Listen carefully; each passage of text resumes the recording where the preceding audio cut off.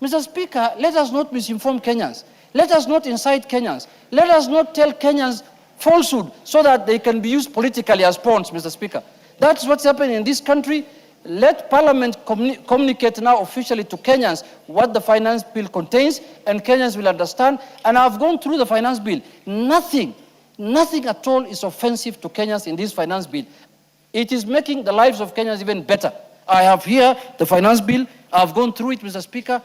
Everything that contains this finance bill is making tax payments easier, more predictable, Mr. Speaker. For the people who are financing these small taxpayers are the big, large taxpayers who want to hide behind these small taxpayers, who don't want to pay their taxes. So, Mr. Speaker, in conclusion, I want to say there's a group that has decided there's nothing else we can speak now. There's nothing to tell Kenyans. The only thing to do now is to incite Kenyans using the 2024 finance bill. My friends, TUNANGOJA NYINYI. Thank you very much.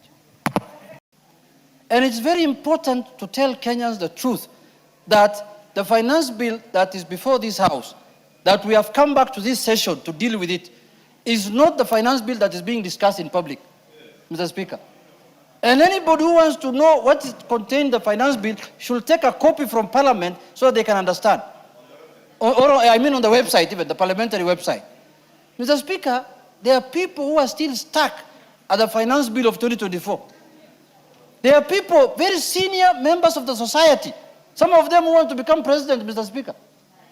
Like my deputy, majority leader's party leader, Honorable Kalonzo, who are telling Kenyans that land is going to be changed, all freehold land will be changed to leases, Mr. Speaker. I have not seen that kind of finance bill in this House. The last 2 weeks, I have been preparing for this session so that I come and contribute to the finance bill that has been tabled by Treasury. Mr. Speaker, those clauses are not in this finance bill.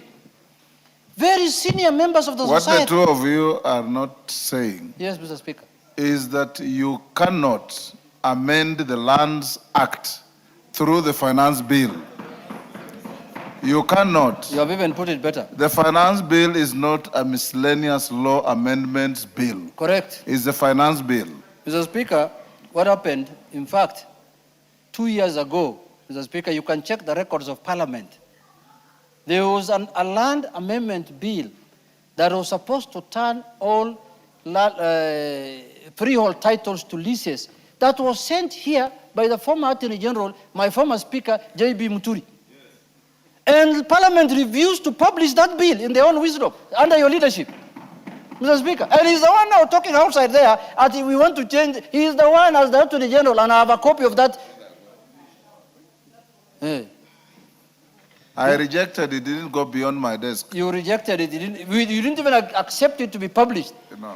So, Mr. Speaker, I look at people, I look at people and I just say, is it lack of, content or lack of strategy? What is happening with the current opposition in the country? Because, Mr. Speaker, they are telling Kenyans that the finance bill wants to tax now bread, it wants to tax tea.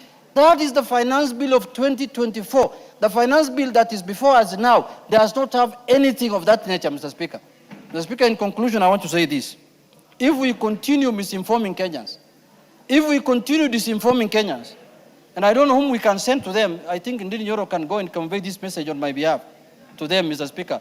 Sometimes he interacts with them, but I don't know at what length, Mr. Speaker, because I'm told he also is very soon becoming a party leader in this country. So I think they can have bilateral discussion at that level.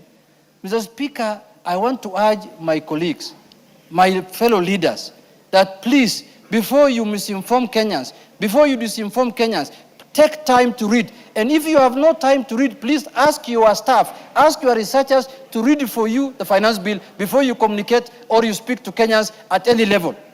Mr. Speaker, some of the issues that are being discussed today in this country concerning the finance bill are issues you can see that are meant purely for incitement, nothing else. The end game is to incite Kenyans so that Kenyans can rise up and fight each other, Mr. Speaker. Otherwise, there is no reason why a leader of the caliber of some of them senior councils, Mr. Speaker, I saw senior council Paul Mwite tweeting, saying that all freehold land titles will be changed to leases. I was shocked. He was a member of parliament for many years, for many terms, many years, chairman of the Law Society of Kenya. He is the last person who should speak about that. With that level of, do I call it ignorance, or for lack of better word, just say that for misinformation.